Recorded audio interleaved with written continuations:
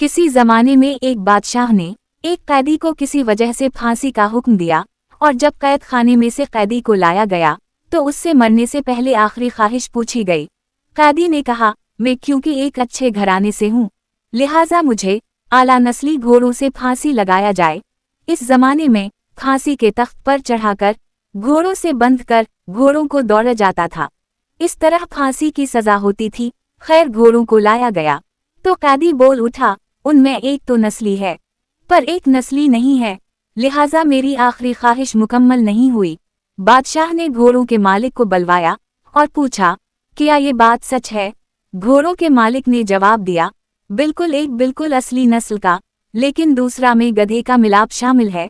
बादशाह ने हैरान होकर कैदी से पूछा, तुम्हें कैसे ये बात पता चली कि एक घोड़ा नस्ली है और एक नस्ली नहीं? कैदी ने कहा, जो नस्ली है वो बड़े आराम से खड़ा था, जबकि जो मिलाप गधे का है वो गधे की तरह कभी इधर टांग मारता, कभी मुंह फेरता, कभी उछल करता, कभी बैठ जाता, जिससे मुझे इल्म हुआ। बादशाह कैदी की दानाई और सोच से बड़ा मुतासिर हुआ और कैदी की फांसी मनसूख करके अपने वजीर से कहा, इसकी एक रोटी में इजाफा कर दिया जाए।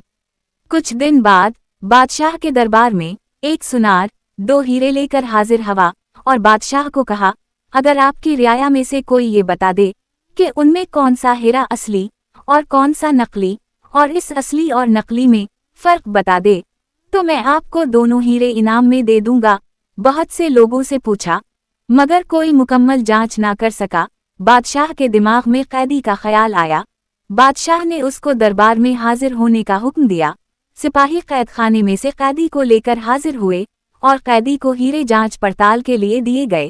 कैदी ने कुछ ही लम्हों में बता दिया कि एक असली और दूसरा नकली है। बादशाह ने पूछा, तुम्हें कैसे पता चला?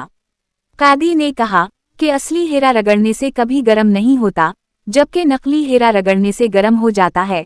सुनार ने वो दोनों हीरे बादशाह को इनाम में दे दिए और चलता बना। बादशाह कैदी की दानाई और सोच पर बहुत ज्यादा खुश हुआ और सिपाहियों से एक और रोटी बढ़ाने का हुक्म दिया।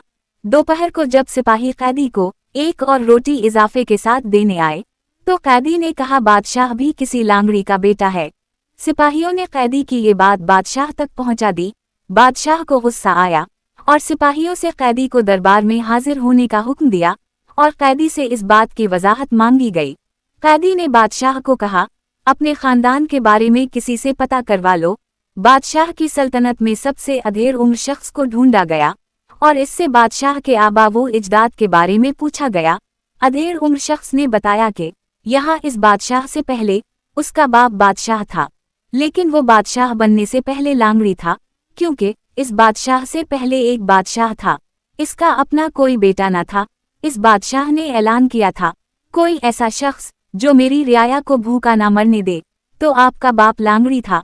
इस दरबार का उसने हामी भरी कि मैं रियाया को भूख से नहीं मरने दूंगा। इस तरह बादशाह सलामत आपके बाप को सल्तनत दी गई थी। बादशाह ने कैदी से पूछा, तुम्हें कैसे पता चला कि मैं लांगड़ी का बेटा हूँ? कैदी ने कहा कि मैंने जितनी हिकमत और दानाई की बातें तुम्हें बताता, तुम बजाय मुझे आज़ादी देने या हीरे जवाहरात देने की बजाय मेरी रोटी में इजाफा कर देते थे।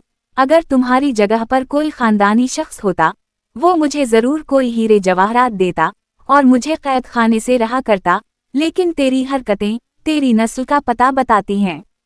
सबक: इंसान अपनी शोहरत, पैसे, शक्ल से नहीं बल्कि अपनी हरकतों से अपनी नस्ल का पता बताती हैं।